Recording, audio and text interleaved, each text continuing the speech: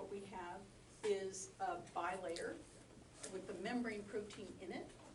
This has been extracted from, this has been prepared from a cell through centrifugation, the cell fractionation we talked about. So we have this membrane pellet. And we add to it detergent. This shows the detergent right here. This is in buffer, right? This whole thing is in buffer. We're adding them together. We see the detergent micelles, which have their polar head groups outside shielding this. But it's an equilibrium. So these are coming in and out, largely in this state right here. But they come in and out with some equilibrium. The equilibrium is forced right here because of that hydrophobic moiety. If we mix these two together, what happens is, with some frequencies, detergent monomers actually start integrating in with the membrane protein and start interacting. These, the hydrophobic tails of the gentle detergent can interact with the integral membrane protein as well as the phospholipid, and you end up, instead of the integral membrane protein being in this sheet of membrane, it's actually isolated into its own micelle. It's soluble now as a complex of the protein, soluble because the detergent has shielded that hydrophobic core. And so now this is a very stable structure in buffer. And there's also the membrane has also been released into small micelles. So we have this sort of little soluble globs of phospholipid and integral membrane proteins that we can then study an isolated membrane. If this detergent were to be a strong detergent like SDS, it would also blow this membrane apart. But in that case, this integral membrane protein would be completely denatured and ready to run on a gel. It would be unwound. With Triton X100, we've retained the 3D structure, the tertiary structure of that membrane protein. So if this were the LDL receptor, we'd still have it retain its ability to bind LDL and perhaps do other things. We can study the biology of this protein that's been isolated. Question? So what is it about the structures of the more gentle detergents that allow for it to better conserve the protein? Okay. The question was, what is it about Triton X100 or a gentle detergent that allow it to, so that it doesn't denature the protein, it doesn't completely unwind it? And let's look at that structure. It has a smaller, it's not as hydrophobic, it has a smaller tail that's able to just interact right here. And most of all, it's not charged right here. So it's not disrupting all the charged interactions.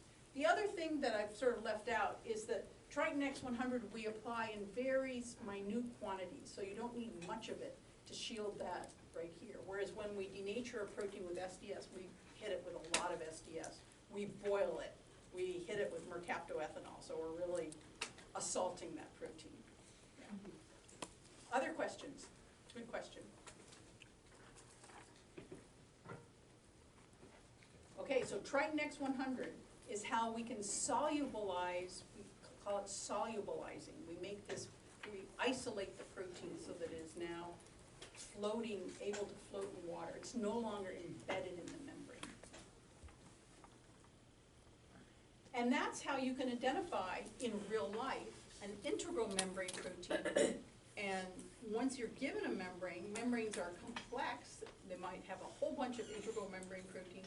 They might have a whole bunch of peripheral membrane proteins. And we can identify them by their physical properties. So if you have a membrane protein, if you have membranes, and this shows 3 different membranes right here, peripheral membrane proteins can be isolated with a high salt buffer. Everything needs buffer because pH needs to be controlled in biological systems. But if that buffer has salt in it, it will solubilize the peripheral membrane proteins away from the membrane. So it'll break the ionic bonds of this peripheral membrane protein that's interacting through ionic bonds with the polar head groups. It'll break that one right here. And you'll have, what you would be left with is a membrane bilayer containing only the integral membrane proteins, and then the peripheral membrane proteins would be floating. In contrast, and the integral membrane proteins would be still you then take the remaining membrane and incubate it with something like Triton X100, then you would solubilize the integral membrane proteins. The order in which you extract proteins is important, because if we were to begin with Triton X100, recall that the membrane itself is disrupted, everything would be floating right there. Okay, so you first start with salt, and then you go to detergent to isolate one by one and identify what proteins are what proteins. Questions? And we sort of left out the lipid-anchored proteins. For those would be extracted only with detergent, because that's you'd be disrupting this little fatty acid tail would be shielded by the detergent.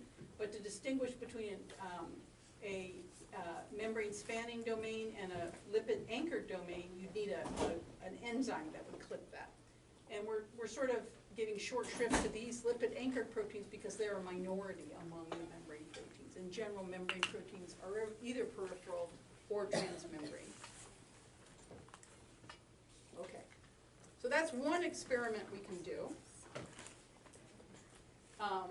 And then we can identify, of course, once we extract the proteins and do these experiments, we can identify their molecular size by running them on an SDS gel.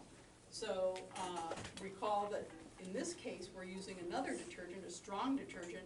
We're heating it up, we're giving a huge amount, we're heating it up, we're adding beta-mercaptoethanol to denature the protein, and then running it on a gel so we can figure out the molecular size of the protein. Okay. What we've done with that kind of experimental analysis that I just went through is identify the difference between integral membrane proteins and peripheral membrane proteins. And those kinds of experiments, we can identify the size. With something like the LDL receptor, we would use what kind of treatment to extract the LDL receptor from a liver cell? What would you use?